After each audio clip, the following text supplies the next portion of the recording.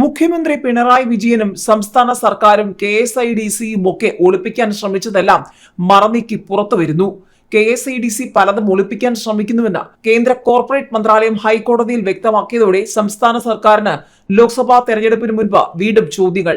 CMRLന്റെ വിശദീകരണം കയ്യിലുണ്ടായിരുന്നെങ്കിൽ വിവരാവകാശ അപേക്ഷയ്ക്കും ROCയ്ക്കും നൽകാതിരിക്കുന്നത് എന്തെന്ന് ചോദ്യം.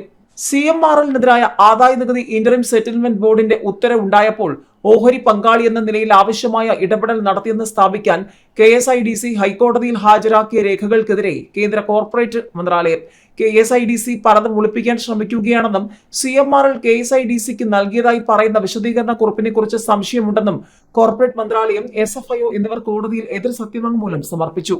വിശദീകരണം നൽകിയതിന്റെ രേഖ കയ്യിലുണ്ടായിരുന്നെങ്കിൽ വിവരാവകാശ അപേക്ഷയ്ക്ക് നൽകിയ മറുപടിയിലും രജിസ്ട്രാർ ഓഫ് കമ്പനീസിന് നൽകിയ മറുപടിയിലും മറച്ചുവെച്ചത് എന്തിനെന്നാണ് ചോദ്യം. SFIO അന്വേഷണം റദ്ദാക്കണമെന്ന് ആവശ്യപ്പെട്ടുള്ള KSIDCയുടെ ഹർജിയാണ് കോടതിയിലുള്ളത്. ഇന്ററിം സെറ്റിൽമെന്റ് ബോർഡിന്റെ ഉത്തരവിന് ആധാരമായ CMRLന്റെ ഇടപാടുകളിൽ പങ്കില്ലെന്നാണ് KSIDCയുടെ വാദം. പങ്കില്ലെങ്കിൽ KSIDC നടപടിയെടുത്തതിന്റെ രേഖകൾ ഹാജരാക്കണമെന്ന് കോടതി ആവശ്യപ്പെട്ടിരുന്നു. 2023 ഓഗസ്റ്റ് 14 വിശദീകരണം ചോദിച്ചതിന്റെയും സെപ്റ്റംബർ 20 വിശദീകരണം ലഭിച്ചതിന്റെയും രേഖകളാണ് കഴിഞ്ഞ 26 ഹാജരാക്കിയത്. എന്നാൽ ഷോൺ ജോർജിന്റെ പരാതിയിൽ ഡിസംബർ 21 KSIDCയോട് കൊച്ചി ROC വിശദീകരണം ചോദിച്ചപ്പോൾ ഇക്കാര്യങ്ങളൊന്നും അറിയിച്ചില്ലെന്ന് എതിർ സത്യവാങ്മൂലത്തിൽ പറയുന്നു.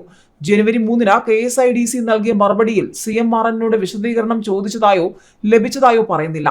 ഒക്ടോബർ 27 വിവരാവകാശ നിയമപ്രകാരം പ്രമുഖ മാധ്യമത്തിന് നൽകിയ മറുപടിയിൽ CMRLന്റെ വിശദീകരണം ലഭിച്ചിട്ടില്ലെന്നാണ് KSIDC പറയുന്നത്.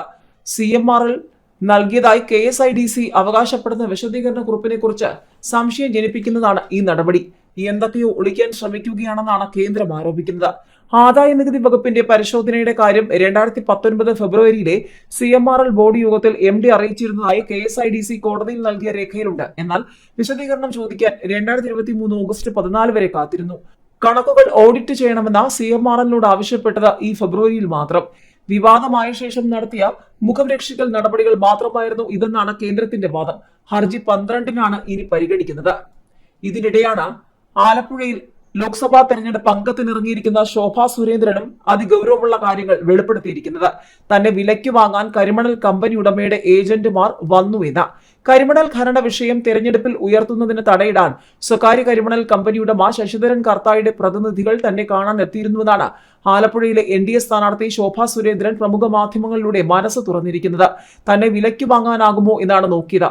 താൻ മത്സരിച്ചെടുത്തെല്ലാം വോട്ടുകൾ 10 മടങ്ങ് വർദ്ധിച്ചിട്ടുണ്ട്. ആലപ്പുഴയിൽ കഴിഞ്ഞ തവണ BJP വോട്ടിലുണ്ടായ മുന്നേറ്റം ഇത്തവണ വിജയമായി മാറുമെന്നും ശോഭാ സുരേന്ദ്രൻ പറഞ്ഞു.